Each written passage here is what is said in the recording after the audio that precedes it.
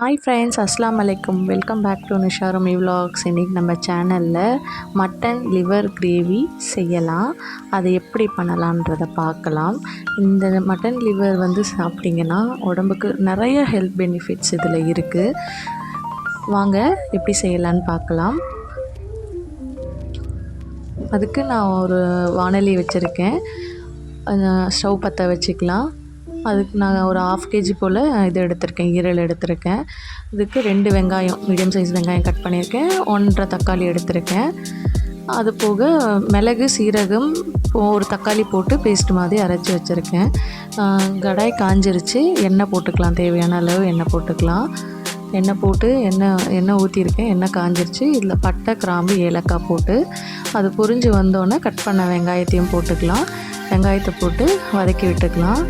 வதங்கிறதுக்காக எப்போவுமே நம்ம செய்கிறது தான். உப்பு போட்டு நல்லா வதக்குன்னு வதக்கிடலாம்.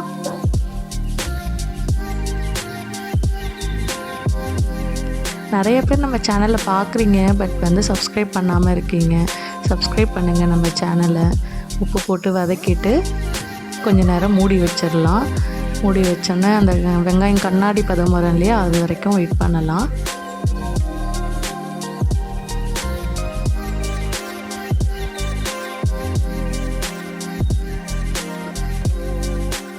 நல்லா ஒரு 5 minutes கழித்து ஓப்பன் பண்ணிவிட்டு நல்லா கிளறி விட்டுட்டு 2 ஸ்பூன் போல் இஞ்சி பூண்டு பேஸ்ட் சேர்த்துக்கலாம். இஞ்சி பூண்டு எவ்வளோ சேர்க்குறோமோ அது அவ்வளோ நல்லது தான்.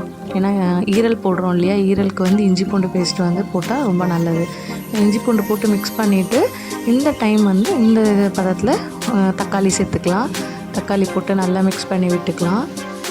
அடி பிடிக்காத அளவுக்கு மிக்ஸ் பண்ணிவிட்டு மூடி போட்டு திருப்பி ஒரு 10 நிமிஷம் வெங்காயம் தக்காளி வேகிறதுக்காக அதுவும் நல்லா ஒரு 10 நிமிஷம் கழிச்சு ஓப்பன் பண்ணிவிட்டு நல்லா மிக்ஸ் பண்ணிவிட்டு கருவேப்பிலை சேர்த்துக்கலாம். கருவேப்பிலை சேர்த்துட்டு மசாலா சேர்க்க போகிறோம். மஞ்சத்தூள், மிளகாத்தூள், குழம்பு மிளகாத்தூள், தனியாத்தூள், மிளகு பொடி எல்லாமே கம்மியாக சேர்த்துருக்கேன். ரீசன் என்னென்னு பார்த்திங்கன்னா, நான் ஆல்ரெடி மிளகு, சீரகம், தக்காளி கட் பண்ணி வச்சுருக்கிறதுனால இதில் மசாலா கம்மியாக சேர்த்துருக்கேன். ஸோ அதை போட்டு மசாலா போட்டு நல்லா பரட்டிட்டு க்ளீன் பண்ணி வச்சுருக்க ஈரலை நான் சேர்த்துருக்கேன். சேர்த்துட்டு நல்லா மிக்ஸ் பண்ணிக்கலாம். நல்லா கீழே மசாலாலாம் அடி பிடிச்சிருக்கும். ஸோ அதை பிடிக்காத அளவுக்கு மிக்ஸ் பண்ணி விட்டுக்கலாம். நல்லா இது பண்ணிவிட்டு இப்போ உப்பு இருக்கான்றதை செக் பண்ணிவிட்டு எனக்கு உப்பு கம்மியாக இருக்குது, ஸோ நான் ஆட் பண்ணியிருக்கேன். ஆட் பண்ணிவிட்டு கொஞ்சம் அந்த மசாலா ஒட்டி வந்தோடனே இந்த பெப்பர் அரைச்சி வச்சிருந்தேன் இல்லையா, அதையும் போட்டுட்டு ஒரு 1/2 glass போல் தண்ணி போட்டு நல்லா கிளறி விட்டு ஒரு 10 நிமிஷம் வெந்தால் போதும். ரொம்ப வேகணுன்றதுலாம் கிடையாது, ஈரல் சீக்கிரமாக வெந்துடும். ஸோ அதனால் ஒரு 10 நிமிஷம் மூடி போட்டு வேக விட்டுறேன். இங்கே விட்டு ஒரு 10 நிமிஷம் கழித்து ஓப்பன் பண்ணுறேன். அப்படியே நல்ல மசாலா அப்படியே நல்ல கிரேவி பதம் சரியாக வந்திருக்கு. இந்த ஸ்டேஜில் கொத்தமல்லி தழையை போட்டுட்டு நல்லா மிக்ஸ் பண்ணி விட்டுருக்கேன். அவ்வளோதாங்க, மணக்க மட்டன் லிவர் ரெடி ஆகிடுச்சு. நீங்கள் லிவர் எடுத்துட்டிங்கன்னா இந்த மாதிரி ஒரு தடவை செஞ்சு பார்த்துட்டு எப்படி இருக்குதுன்னு சொல்லுங்கள். பார்த்ததோடு விட்டுறாதீங்க. நம்ம இந்த வீடியோவை உங்கள் ஃப்ரெண்ட்ஸ் அண்ட் ஃபேமிலிக்கு ஷேர் பண்ணுங்கள். மறக்காமல் நம்ம சேனலை சப்ஸ்கிரைப் பண்ணுங்கள். பாய், நெக்ஸ்ட் வீடியோவில் பார்க்கலாம்.